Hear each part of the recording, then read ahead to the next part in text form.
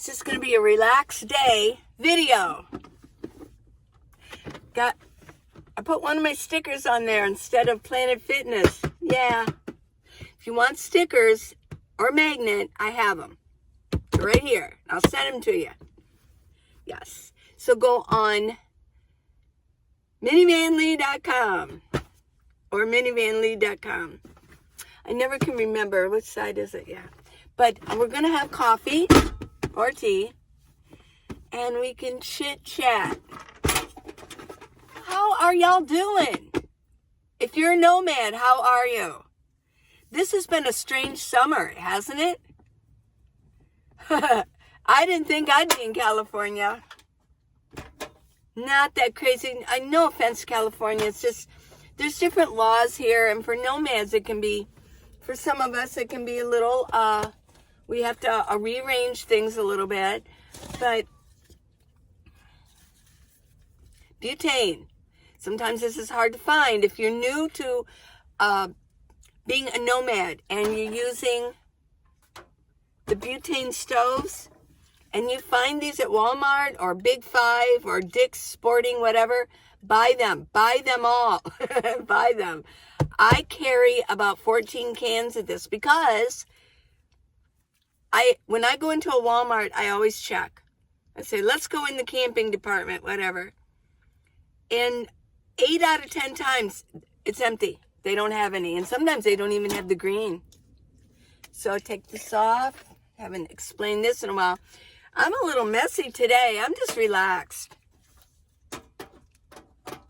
So, nomads, how you doing? This has been a hot summer. And we had so many nomads have to scatter from Flagstaff. Let me put this up just a little bit.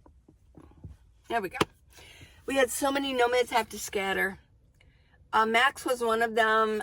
Jean, all kinds of, Charlene, they all had to scatter. And I know that I had to scatter from Reno.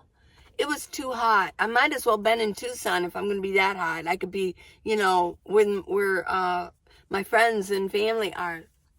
So it's been a tough summer for you who are living in a house. It's been tough on us nomads out here trying to find some cool weather. I found it though. I have found it and I'm comfortable here. Right now, I'm in San Jose. Oop, let's get this coffee going. Got my toothbrush going. I don't know why I didn't get that going. Wait a minute.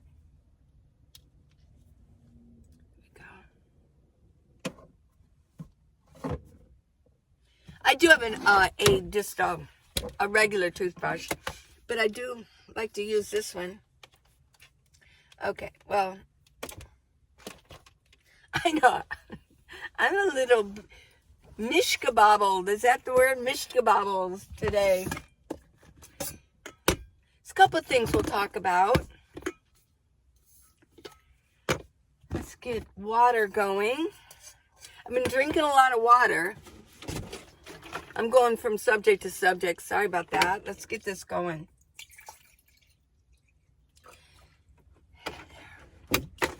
I'm in San Jose right now. It's kind of a sleepy city, town. Only because that's the way I feel being here. I know there's things to do here, but I'm just taking a respite. Yeah, I'm calling it my convalescent home here. I'm just relaxing and getting some stuff done when I've got.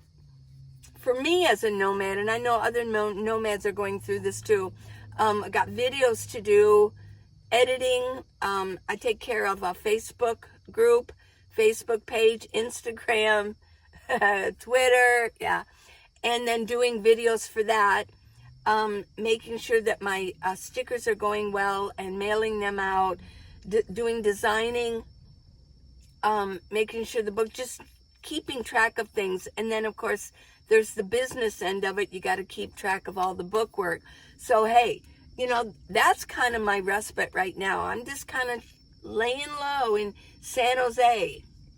Do you know the way to San Jose? Well, I found the way, and I like it. I'm liking it here, but I do need to get going in about a day. I'm all pretty much caught up with things. Folgers Instant. Remember I had that glass jar? It was kind of a heavy jar, but it was a nice jar. I got rid of it. It was kind of heavy. I'm just, what I do is I get the mid size of the coffee so it will fit in here.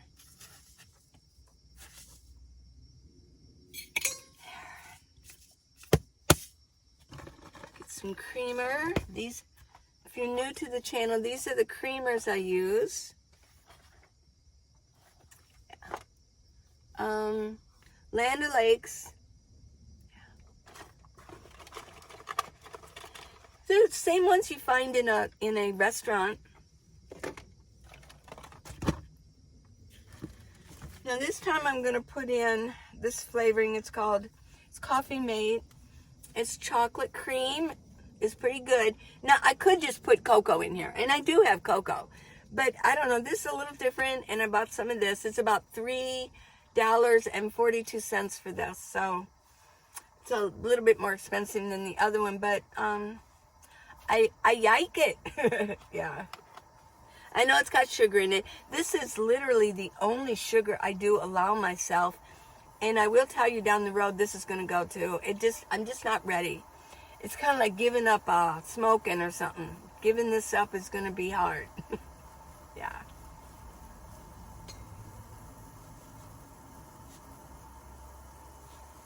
Maybe when I give it up, I'll give up coffee. So yeah, I think it's been a little tough on nomads this summer. And I'm going to guess that that includes most of us. Now, some of you have gone up to Colorado, way up in higher elevation. There are some of us like me, and I know there's more like me, who don't do well in higher elevations, really high elevations. And, ooh, this is going already. And I don't really like to overload my minivan. I know I'm a wuss sometimes. Yeah. I'm brave, like Alyssa Morissette. Yeah, what was her name? She said, I'm brave, but I'm chicken shit. Yeah. That's me. I'm brave. You all say, oh, how brave you are. I'm kind of chicken shit too, on things. I did have to go through Wyoming and Utah, and I did it, and it was great. But there were points in Utah where it was really hard on my brakes. But I've got the plus and minus down thanks to you, my best friend, and you were helping me use that. Now I just use it that, I shift down to the minus because I'm going down and I don't want to use my brakes. And when I know that I got to slow down more far, I just pull it back another time. And then when I pull it back 3 times, whoa, that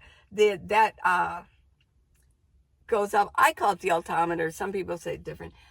It goes almost up to 4.5. Woo! But when I got my brakes done, they said that it would be better to use your transmission and not your brakes. Yeah. You can smoke your brakes out or something. So I use it now. I'm getting good at it. Well, I am good at it. I'm an expert now at using that.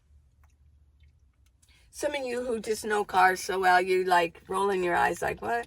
But, some of us, we're not, as proficient in certain things. Although I did talk to a lot of guys, they don't use it either. When I was in Utah going down the hill, oh my gosh, I saw smoke coming out of people's brakes. They were smoking their brakes out big time. But I'm so glad that my friend showed me how to do it, or he talked me through it. Okay, we got coffee. Whoop!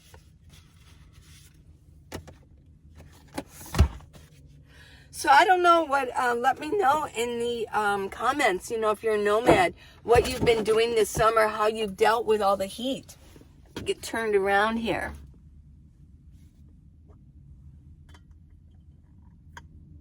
There you go. Okay, coffee, yes. Mine, you got yours. Cheers.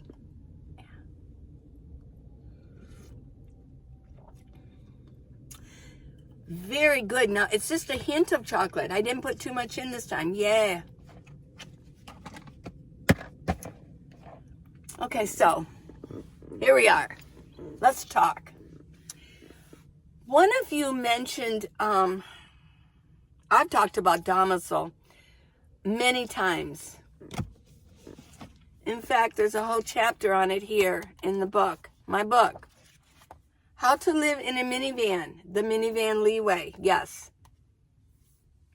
I'll leave the link in the description. Well, that's always in there, but in comments too. But it has a whole section in here on domicile because it's one of the most important decisions you're going to make, other than maybe the size of your rig, or is it a build out or not build out. But legally, your domicile and your mail is going to be your most important aspect. What is my domicile? My domicile is Ohio. It's the state that I follow the laws by. That includes voting, driver's license, car registration, last testament and will, yes, state taxes. I don't have a pension, but a lot of people, that's a big factor, whether they will collect on pension, taxes on your pension, things like that. It's the laws, the voting, the laws that you live by, your domicile. Every human being has to have a domicile. They have to have a home where their mail comes. So you have to be able to get mail at your domicile. It all can be complicated for a nomad. The easiest thing to do for a domicile is to use a family member. That's the easiest way to go. Somebody you trust that they can handle your mail for you. Or if you don't trust them to handle your mail and you love them, or maybe you just, they're your cousin or your uncle or something, you can actually pay them to just, when your mail comes, they put it in an envelope for you. And then when it gets full, they mail it to you wherever you say, hey, send it to this, yeah. So your domicile address has to have mail coming to it. You have to be able to get the mail that goes there. That's about in its most simplest terms.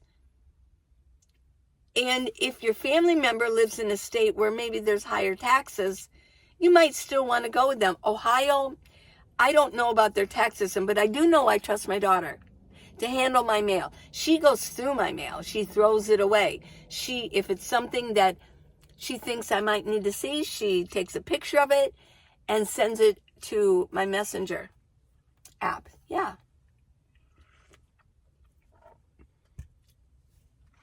Now, if you have a mail forwarding business that you use for your mail, most of them will allow you to use it as your domicile. And I'm going to be real honest with you, I don't understand that. I really don't. I know that you may not use a P.O. box number. You can't just go get a P.O. box number and use that as your domicile. It will get flagged. They do that now. There's no way you could use a P.O. box. But you can use a mail forwarding address, and I know they're there. You got America's Mail. That's in South Dakota. You got the Escapees. You've got other mail services that are very popular that nomads use. And you get to use the address as your domicile. I don't know what the requirements are. I've tried to find it. Why can they be a domicile address, but a P.O. box number can't? See, I don't understand that. It's just the way it is. If somebody could explain why. Let's just say, I thought about this. Let's say I want to start a mail forwarding. I'm going to go live in a house and I want to start a mail forwarding business. Well, how do I do that? How do I get certified for that? Because if you think about it, that would mean that sometimes thousands and thousands of people are using that address. And I know they'll go with number 455 or this address and number 231. Do they register as like a apartment place? I really don't understand that. Maybe I'm overthinking it. I don't know. But I do know that if you want to go with a mail forwarding address to handle your mail, that's one of the first things you say, can I use this as my domicile, that address? Because everybody has to have a domicile. There's a lot of homeless people that don't have a domicile. I mean, they don't have, I don't even know how, there's a lot of homeless people that don't ever get their mail. So I don't know whether they use, I don't know. Another good question, but I know that I'm sure there's a lot of homeless people that don't have a domicile. They're not really counted in the system. I don't know how they get food stamps and all that. There must be some sort of a system for them. But anyways, I have had people say, comments on Facebook, well, just get a P.O. box number. Wrong. You can't do that. Don't do that. You'll get flagged. You have to have an address. So that can be a conundrum for nomads. If they don't, if they can't or don't have any family member or don't want to use a family member. But I'll tell you what, using a family member is easy. It's great. I enjoy it. And I don't mind driving back to get my license renewed or whatever needs to happen. Now, here's another question. When I buy a new vehicle, because my domicile is in Ohio, what do? It's got to get registered in Ohio. So I have heard things like you can call them and tell them that I bought it. Am I going to go back to Ohio and buy a vehicle? I don't think so.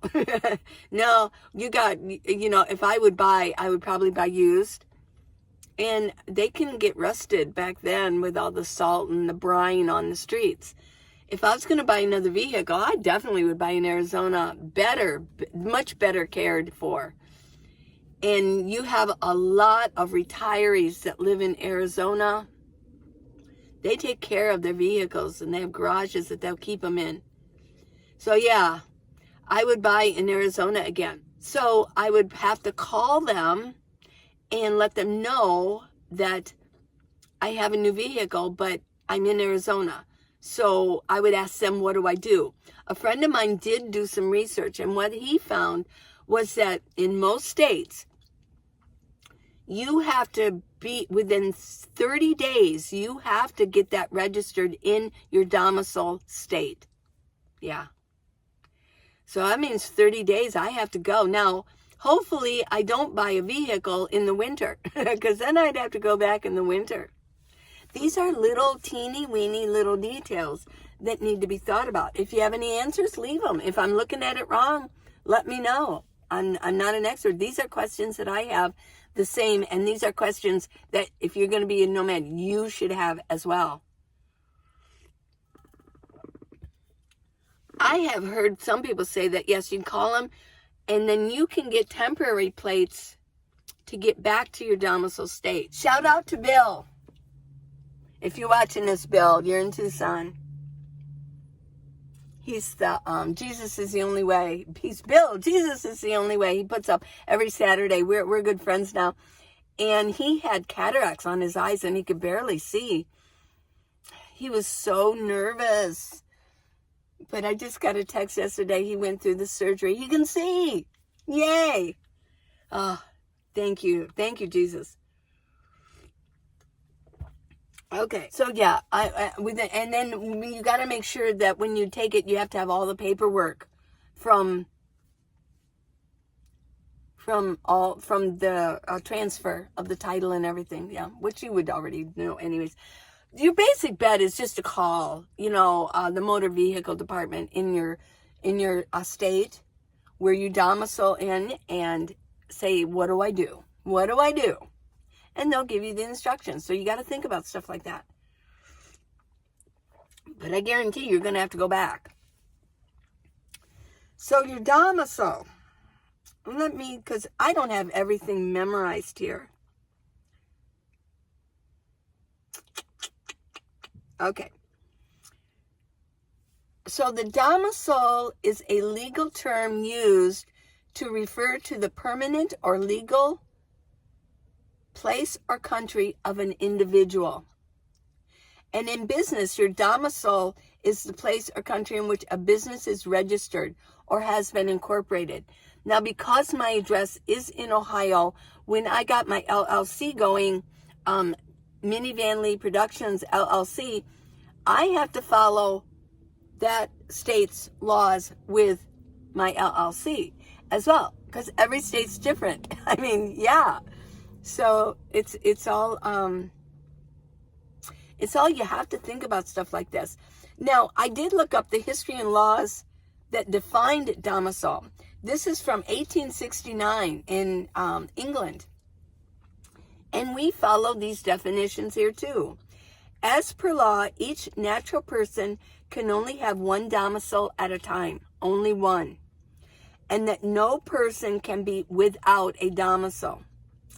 In 1869, the conditions under which an individual can change his or her domicile were explained in the Udine versus Udine case. Udine, these were family members, and they first originated from Scotland. I looked it up just a little bit, and I'm not going to tell you all the details. If you want to go and find out more about it, it's interesting. If this is where the domicile laws came from. And then the dad moved to England and get property there, but then he gave up his domicile, and by law, I think there was a dispute over all the property he owned. England wanted to claim it, but Scotland wanted to, because he was originally from Scotland. So the law ended up being that if you give up your domicile for any reason, wherever you are, it goes back to the original domicile. Now, following the principle that every natural person should have a domicile, once a person is born, he or she assumes the legal domicile of his father or mother. In a case where the child born is considered to be legitimate, married, he or she assumes his or her father's domicile. However, in the instance that the child is said to be illegitimate, unmarried, at the time of birth, he or she will assume the mother's domicile. That's the law.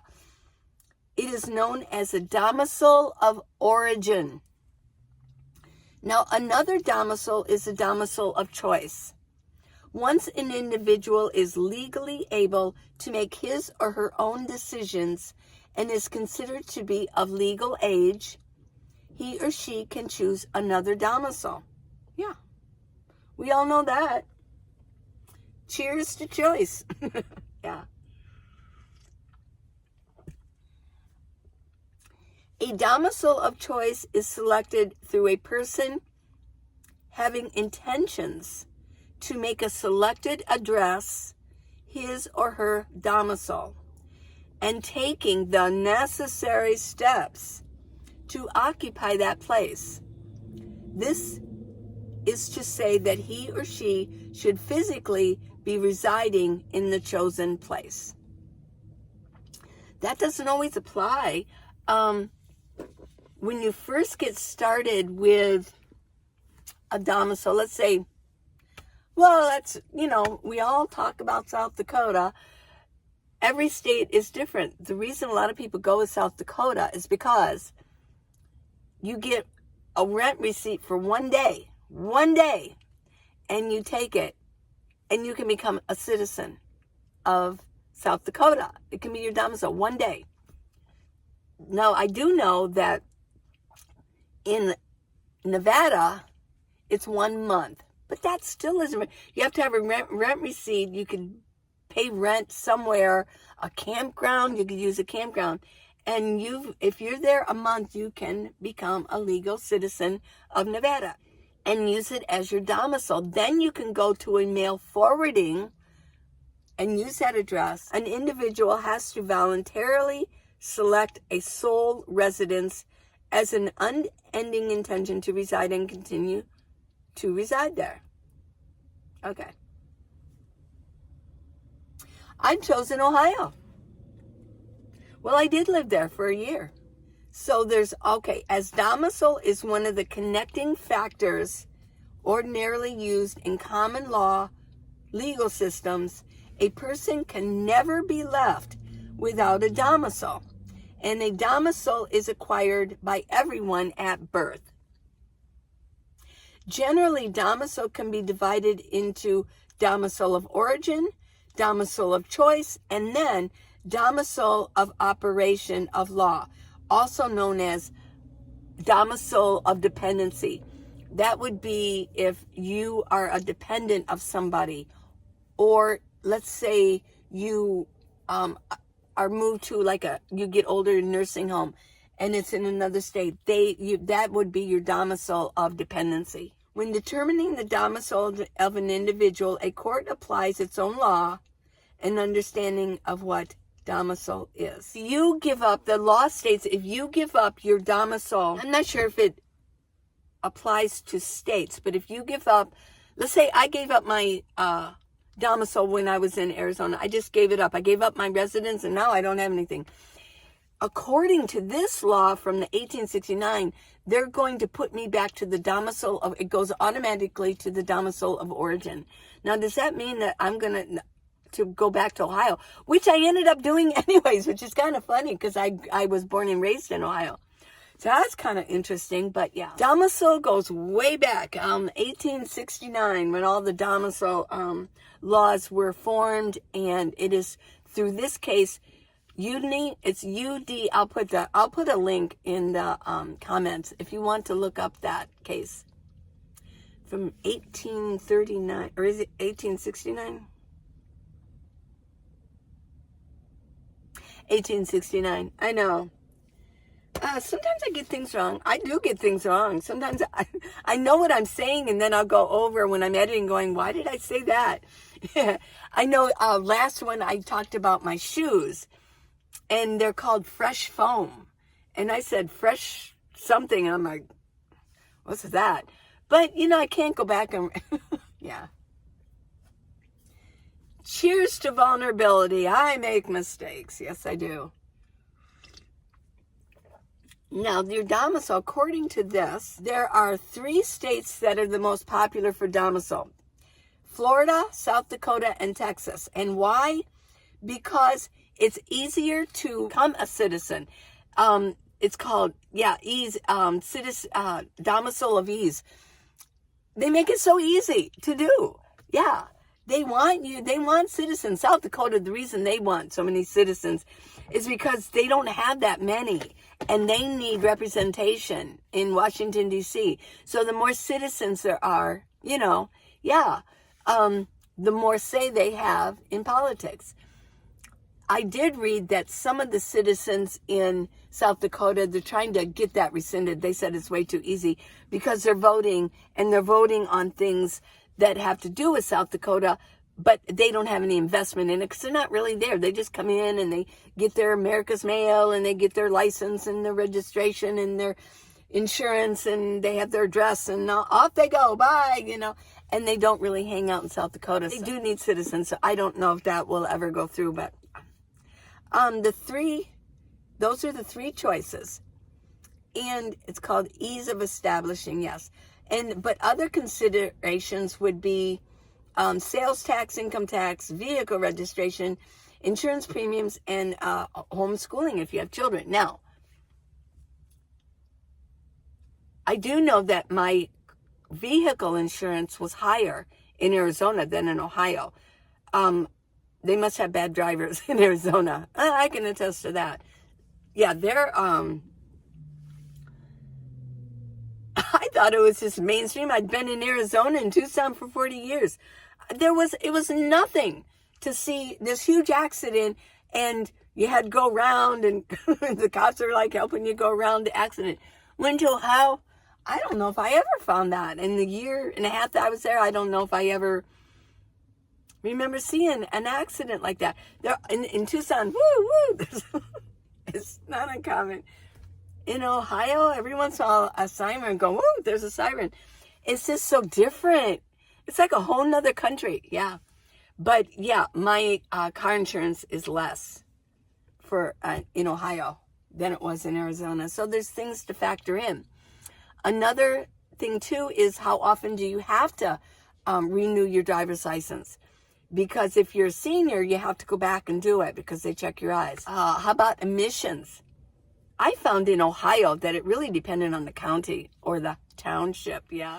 I don't think I've covered every little thing, and I don't really want to cover every little thing, which it's all covered in here. And I've got another video that covers it just a little bit more. Well, let me mention this before I close off. Your mail. You can only have one domicile. And you have to be able to get mail at that address, your domicile address. You must be able to get the mail there. Now, how many mailboxes can you have? You can have as many as you want, right? I mean, you could literally have a P.O. box in every single state if that's what you wanted. If you wanted to spend your money that way, you could do that. You can pick up your mail anywhere. If I can get mail, I could actually, while I'm here, if I was going to be in San Jose for a while, I could get a P.O. box number and could get my mail there.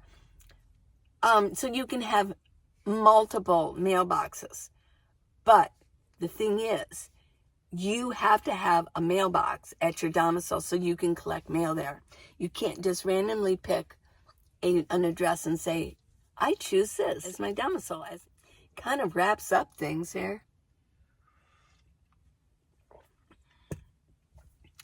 I'm going to go back to the coastline tomorrow. Well, I hope you enjoyed the surfing. The last two videos were of San Francisco and Pacifica.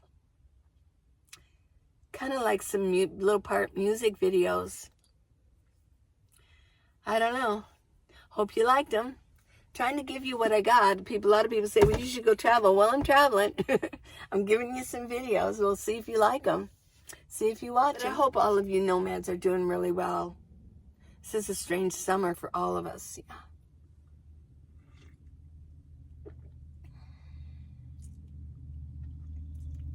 Yeah, I'm going to go back up to San Francisco for a while, too. I don't know when, but I'm going back up. I know one of you. I did get one comment that says, well, if you're not going to stay in San Francisco, you're just not a very curious person.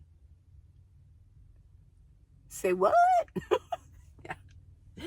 Oh, you know, I don't have to be curious every second of the day. Yeah, I don't have to if I don't want to. But I'm going back and do a little bit more exploring. Yeah. I've been quite curious all my life, so I've done a lot of research. I like to research things, so yes, I am curious, but whatever.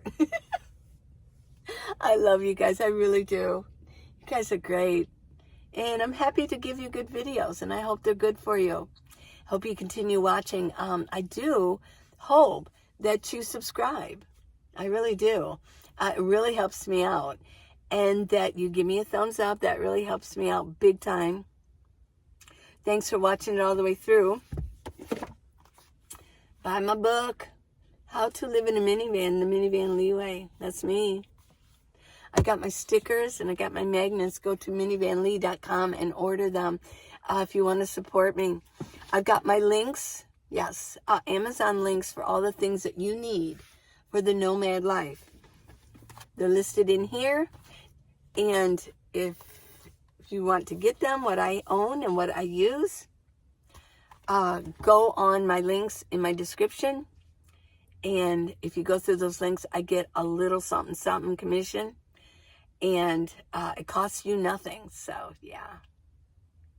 Facebook group, Minivan Lee's Nomad Life. That's where you find it. So, yeah, this fall is coming. I'm looking forward to it. Winter's coming. Looking forward to it. There'll be some big changes coming up for this nomad. Oh, yeah. You just have to tune in and see. Bye. Love you.